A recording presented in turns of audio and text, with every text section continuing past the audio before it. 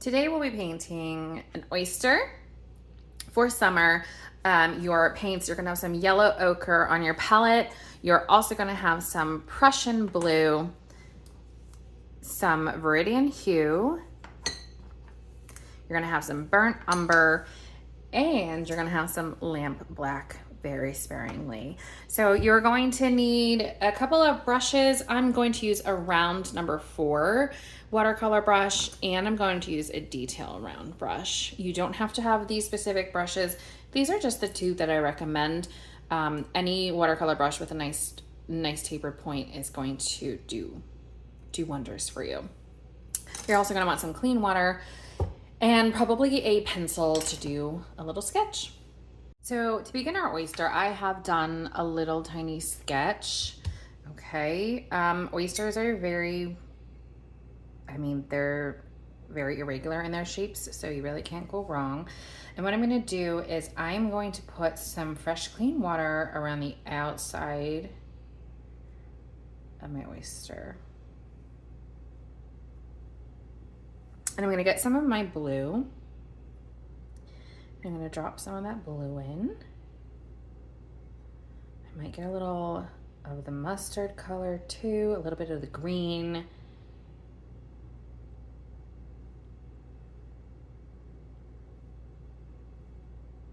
We're gonna drop it in all around the edge. And then what I'm gonna do is in some areas, I'm going to get clean water on my brush and just kind of pull it in. I'm not doing that everywhere. Okay, now I'm gonna go in with more, I'm gonna get a smaller brush actually, and I'm going to not have my brush very wet. I'm gonna get a little bit of my yellow ochre that is wet, so there's water right here. I'm not gonna scoop up a glob of the paint, and I'm just gonna kind of drop some of this in certain places. You can even go into the middle a bit more if you want. Just like that. Now we have some black.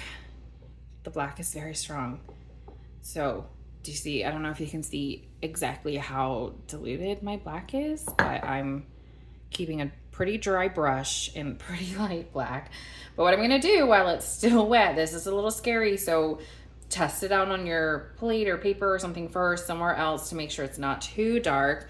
But I'm gonna kind of outline my oyster with this black. I wanna do it when my oyster is a little bit wet so that it bleeds inward a little bit. So I'm coming all the way up here. I mean, you don't have to do every square inch of it.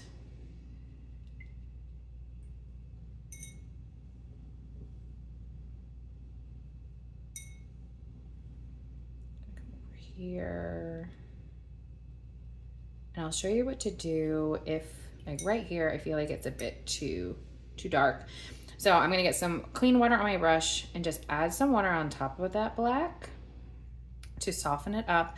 I can even go in and add a little bit of mustard in here so that it kind of blends into the mustard if I want.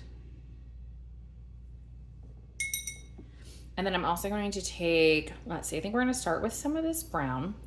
We're gonna do some brown up here. This is the edge of the shell. Again, I did not get my paper wet here. I am just going in with some wet paint. I've done some brown. I'm now gonna do some black as well, especially around that edge.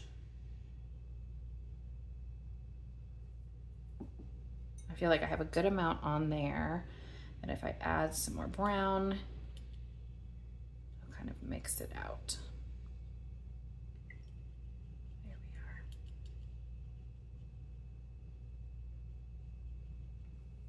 we are. Okay, so this is what we should have so far. Okay, now mine is not very wet, but if yours is wet, you would want to take a little break right now until it's dry. So once it's dry, if you need to take a break, welcome back. We've left a lot of this white space for a reason. We want the inside of this oyster shell to look hollow and like it has some depth. So what I'm gonna do is I'm gonna take a little bit of my yellow. Now my yellow has mixed with my blue and my green in this area. That's great, I love that, okay? My paper is dry, my brush is slightly wet, but not dripping. And I'm gonna kind of do like a hollow little curve, half curve right here, okay? Now at the bottom of this curve, or right here, I guess it would be, I'm gonna get a little bit more of that blue-green, and this is going to be like the deep center of my oyster. I'm gonna clean my brush. I'm gonna get a little bit more of this yellow. You can even do like a little secondary ring over here. You can do kind of one over here a little bit if you need to. And then this is the scary part, but you're gonna come in with a little bit of the blue and a little bit of the black, and we're gonna add it in here, okay?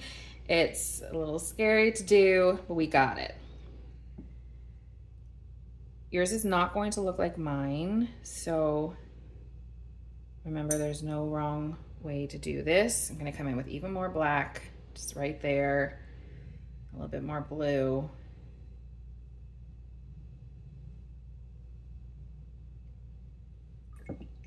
I like how it's kind of spread into the yellow a bit, so I'm fine with that. If you didn't like that, what you would do is you would take a paper towel and just kind of blot it up. If it's already dry, you would re-wet it with water and then blot it up. At this point, I'm also gonna add a little bit more of our yellow ochre down here. That was a little bit too wet, so I'm just gonna, there we go. Okay, this is where you get to have a little bit of fun.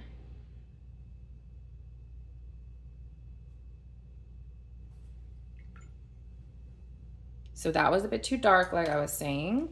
So I just got my little paper towel. I'm gonna blot it up. Make sure you switch to a clean spot. Okay, there we go.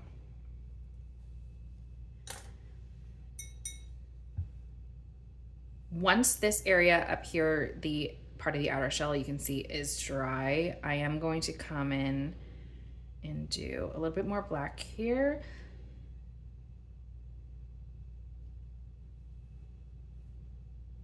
But you gotta make sure it's dry. And then if there's any other areas around the edge where you feel like it needs a bit of contrast, this is the time to add it. I used to be really scared of super contrasted watercolors when I started, and then I realized they just make a big difference. I'm also gonna take some of this brown, and I'm just gonna feel like there's texture on the outside of these oyster shells. So I put a little bit too much on there. It was too pigmented. My brush is a little bit wet, and I'm just gonna take some of that paint and kind of move it around. That's kind of the effect that I want, okay? Now I'm gonna go in with a little bit of water. I'm just gonna tap a tiny bit of water in it. There we go. And then as my black is drying, I'm noticing it's just a bit too light for my taste, for what I want. Your watercolors will dry lighter, so especially for details, you might want to go in again. There we go.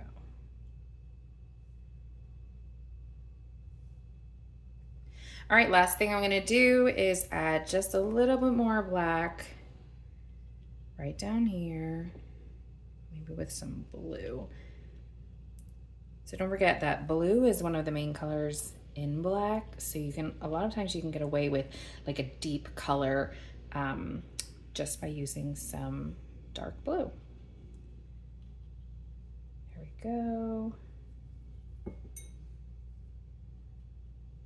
Okay.